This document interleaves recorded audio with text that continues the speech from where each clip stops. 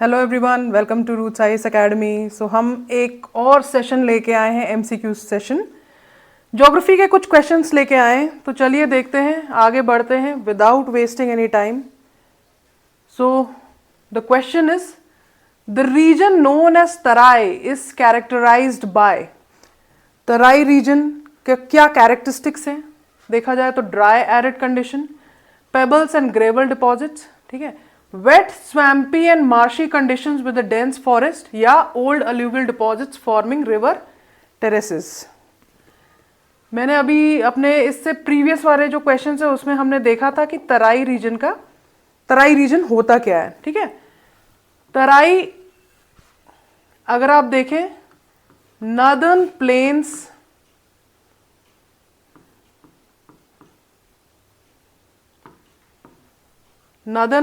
का one of the characteristics है।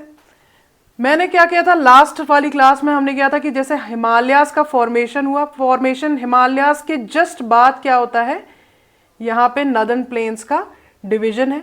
सो सबसे पहले क्या होता है, रिवर्स, यहाँ से जो रिवर्स आ रही हैं, क्योंकि स्टीप इतनी ज़्यादा है, स्टीपनेस है, तो अपने साथ बड़े बड़े पत्थर्स लाती हैं। ठीक है, इनको बोलते हैं पेबल्स हो गए या बोल्डर्स हो गए। तो वो क्या करती है, सबसे पहले जैसे ही वो प्लेन एरिया में पहुंचती है तो सबसे बड़े बड़े पत्थरों को क्या करती है, पेबल्स को ये डिपॉजिट करती है रिवर। ठीक है, सो इसको क्या बोलते हैं, भाबर।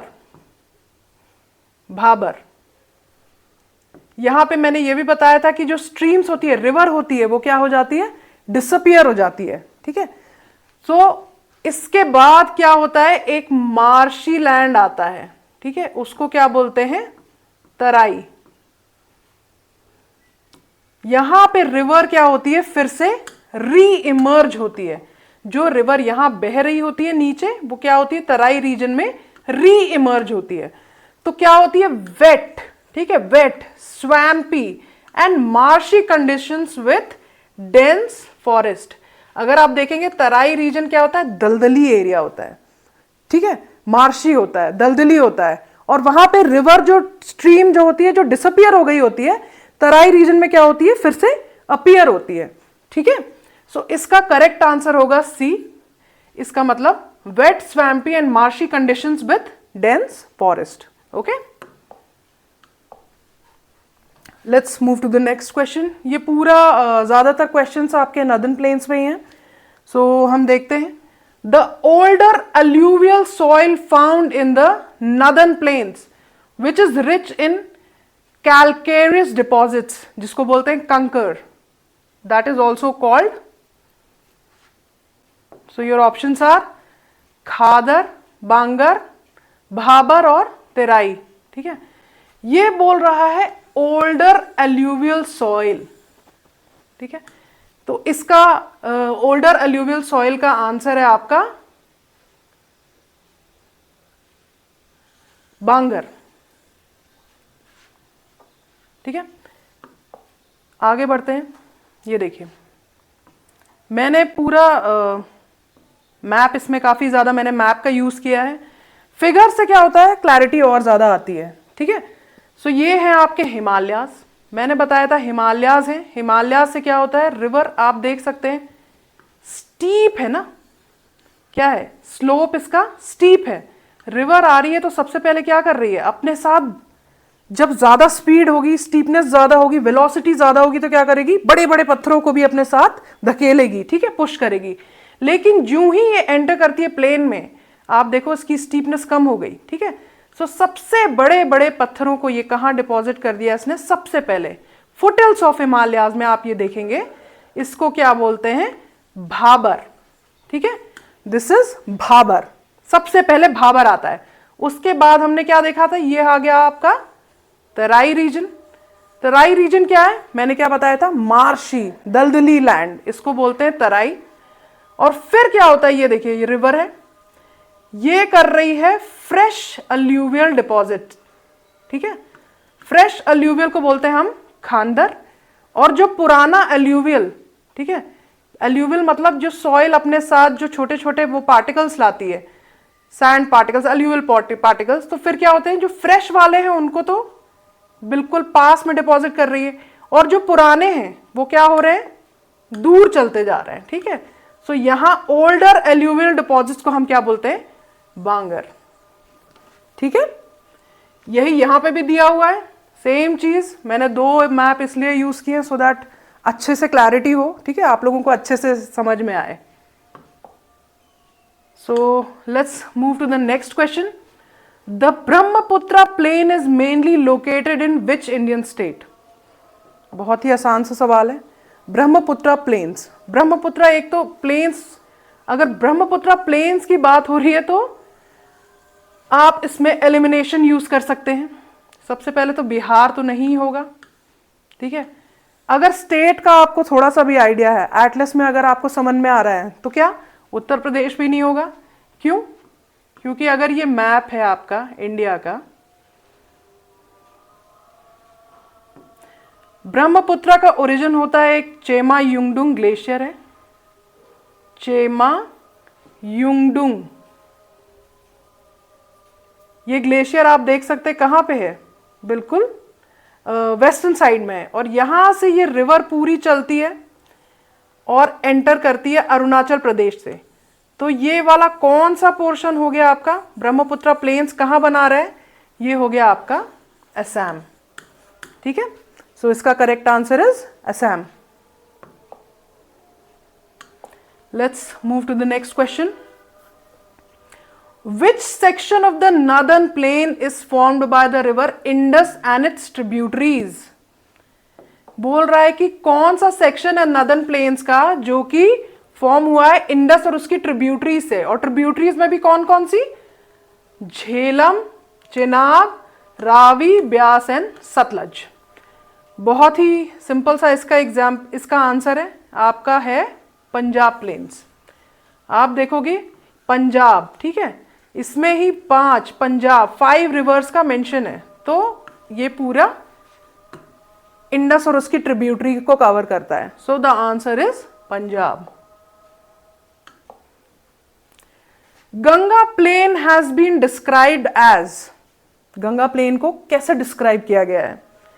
पेडी plain, peneplain, geosyncline, karst plain, none of the above. So the correct answer is geosyncline. इसका करेक्ट आंसर है जियोसिंक्लाइन। देखो जियोसिंक्लाइन मतलब नैरो शैलो डिप्रेशन। क्या होता है? Geosyncline means depression. ठीक है, जैसे ही हिमालयास का फॉर्मेशन हुआ, हिमालयास का फॉर्मेशन हुआ तो यहां पे क्या है, एक डिप्रेशन बना। इस डिप्रेशन को क्या बोलते हैं? जियोसिंक्लाइन। डिप्रेशन तो बन गया, लेकिन इसमें क्या हुआ, रिवर्स तो आती रही। रिवर्स ने क्या किया, अपने साथ सेडिमेंट्स लाया और यहां पे डिपॉजिट कर दिया। सो ये पूरे जो नॉर्दर्न प्लेन्स, ये डिप्रेशन हुआ, उसको सेडिमेंट्स ने, जो रिवर्स ने सेडिमेंट्स लाया उससे डिपॉजिट कर दिया। ठीक है, and that is why these are called depositional plains. ठीक है, डिपोजिशनल प्लेन्स कहते हैं, और इसका करेक्ट आंसर क्या है आपका? जियोसिंक्लाइन। ओके,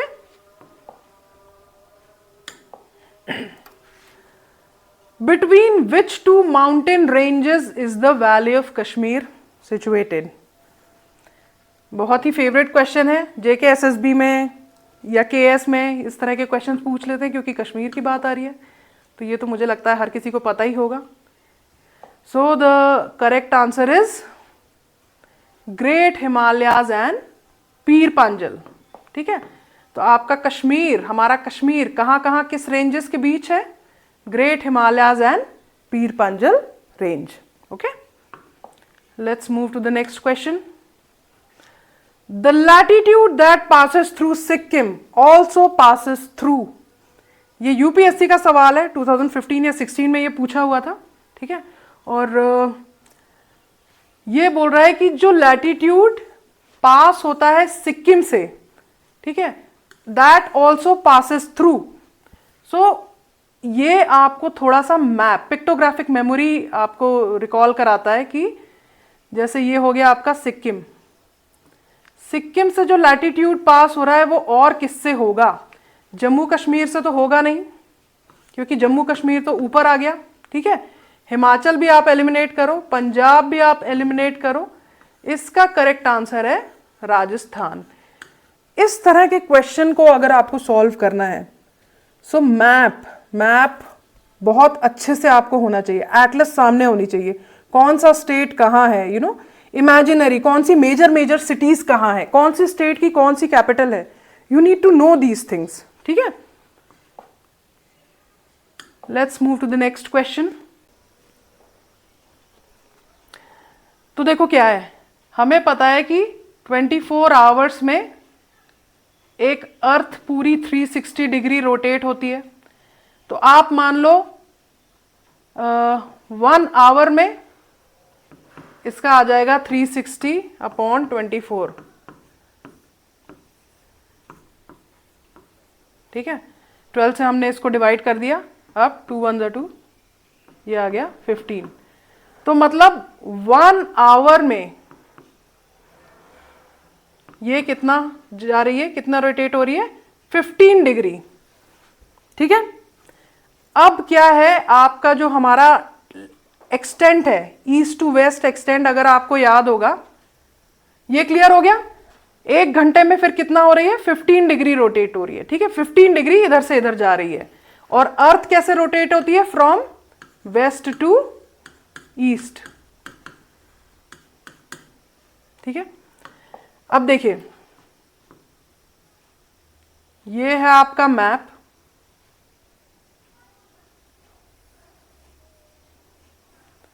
क्वेश्चन पूछ रहा है कि यहां पे क्या हो रहा है, यहां पे आपका सनराइज हो रहा है 5 बजे, 5 AM, ठीक है। यहां से ईस्ट एंड वेस्ट एक्सटेंट इसका कितना है, नियरली आप देखोगे 68 डिग्री 7 मिनट है, और ये 97 डिग्री है। आप मान लो मोटा मोटा ये कितना है, 30 डिग्री, ठीक है। सो कितना है, हमने क्या देखा, 1 घंटे में ये 15 डिग्री कवर कर रहा है। So it will take nearly 2 hours to cover 30 degree. यहां से यहां पहुंचने में इसको 2 आवर्स लगेंगे, ठीक है। क्यों, क्योंकि 30 डिग्री इसका एक्सटेंट है। सो यहां पे अगर 5 बजे आपका सनराइज हो रहा है, सो यहां से अगर आप देखेंगे ईस्ट टू वेस्ट 2 घंटे का डिफरेंस है। 5 बजे हो रहा है तो यहां पे आपका गुजरात में 7 बजे होगा, ठीक है। I hope this is clear. चलिए आगे बढ़ते हैं। What is the length of the Atal tunnel Rohtang Himachal Pradesh? ये बड़ा फैक्चुअल क्वेश्चन है, but you never know, JKSSB इस तरह के क्वेश्चंस पूछता है। कुछ नहीं करना है, लेंथ है इसकी 9.02 किलोमीटर, ठीक है।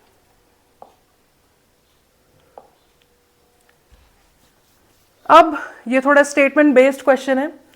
In India the Himalayas are spread over 5 states only, ठीक है। सेकेंड है Western Ghats are spread over 5 states only. Third question है Pulicat lake is spread over 2 states only. So what will be the correct answer of this? आपको क्या लगता है, क्या हिमालय सिर्फ 5 स्टेट में ही है? नहीं, हिमालयाज 5 स्टेट में नहीं है। अगर आप देखें इनका हिमालयाज का एक्सटेंड काफी ज्यादा है। यहां से शुरू हो रहे हैं जम्मू कश्मीर, उत्तराखंड, हिमाचल, ठीक है, और फिर आपके आ गए सिक्किम, अरुणाचल, ठीक है, और फिर पूर्वांचल हिमालयाज यहां पे भी बोलते हैं। So it is clear that सिर्फ 5 स्टेट में नहीं है, मोर देन 5 स्टेट्स। ये आपका हो गया गलत, 1 हो गया गलत, 1 हो गया गलत। A एंड D आपका हो गया एलिमिनेट।